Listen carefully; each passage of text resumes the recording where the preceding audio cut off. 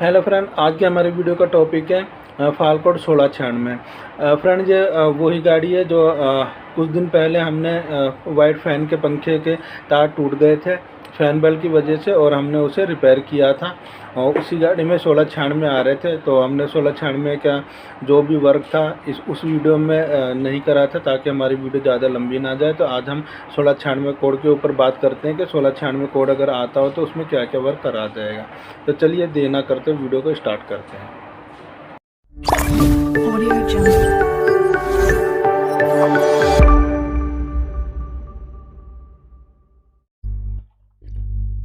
तो जब हम लैपटॉप को गाड़ी के साथ कनेक्ट करेंगे तो हमें कुछ ऐसा देखने को मिलेगा। तो ये आप देख सकते हैं 1696 हमारा एक्टिव में कोड है 39 बार आया हुआ है। तो अगर हम इसको डबल क्लिक करके खोलेंगे तो हमें कुछ ऐसा देखने को मिलेगा।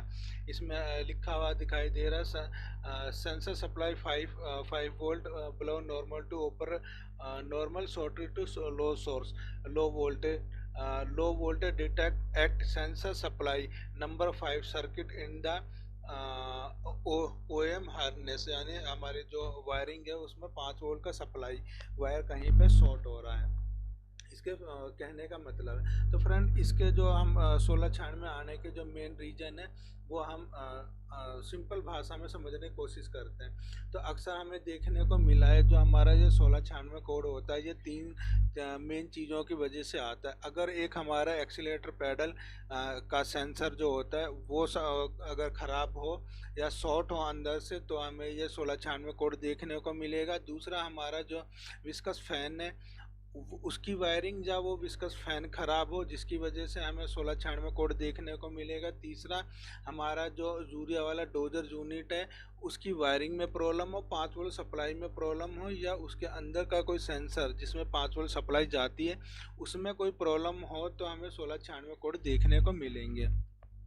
तो इस कोड में तो हमें इतना तो समझ में आ गया है कि हमें 3 चीज़ों की देखनी पड़ेंगी। एक एक्सीलेटर पैडल, हमारा विस्कस फैन और हमारा डोजर यूनिट। तो विस्कस फैन का तो हमने इस गाड़ी में कनेक्शन करके हमने ओवरराइड टेस्ट करा है, तो वो प्रॉपर काम कर रहा है। तो इसका मतलब हमारा विस्कस तो सही है।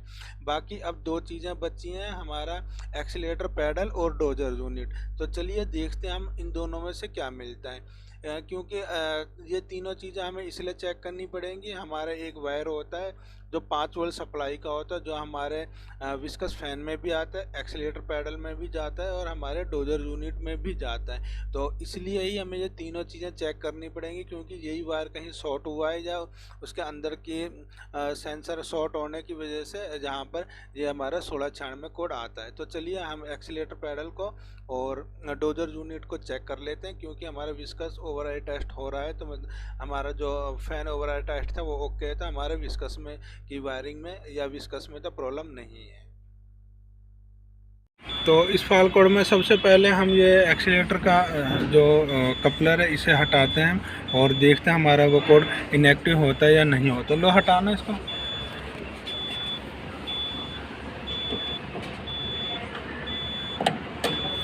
ये हमने, आप देखिए, ये हटा दिया और अब फाल कोड पे चलते हैं वो हमारा इनएक्टिव हुआ या नहीं। एक बार हम ये फाल कोड को बंद करके और चालू करते हैं, और अभी भी हमारा ये इनएक्टिव नहीं हुआ और ये वाला कोड आ गया है। मतलब चलिए, एक्सीलेटर पैडल में तो प्रॉब्लम नहीं है, हम उसे वापसी लगाते हैं और दूसरी चीज़ देखते हैं। तो इसे तो हम वापसी फिटिंग कर देते हैं। और अब हम जो हमारे उसके बाद जो हमारा ये डोजर वाला गोल कपलर है इसे खोलेंगे, क्योंकि जो वो फाल कोड है हमारे पंखे की वायर शॉर्ट होने की वजह से इसके अंदर भी कोई प्रॉब्लम हो सकती है। तो ये गोल कपलर हटा के फिर हम देखते हैं। लो हटाओ इसे।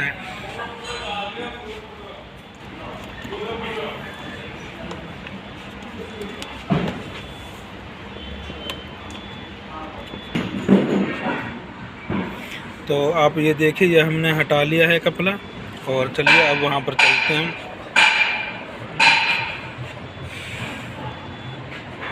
और देखिए ये हमारा जब तक हम यहाँ पर आए हैं हमारा 1696 कोड इनएक्टिव हो चुका है, और जो हमने गोर कपलर हटाए थे उसके कोड आने लग गए, और ये एक्सीलेटर का हमने जो रिटर्न लगा दिया वो भी हमारे इनएक्टिव हो गया। तो हम एक बार हमारे जो डोजर के कपलर को रिटर्न लगाते हैं और देखते हैं हमारा ये 1696 कोड रिटर्न एक्टिव होता है या नहीं होता है। तो चलिए एक बार वो लगाते हैं, लगाओ उसे।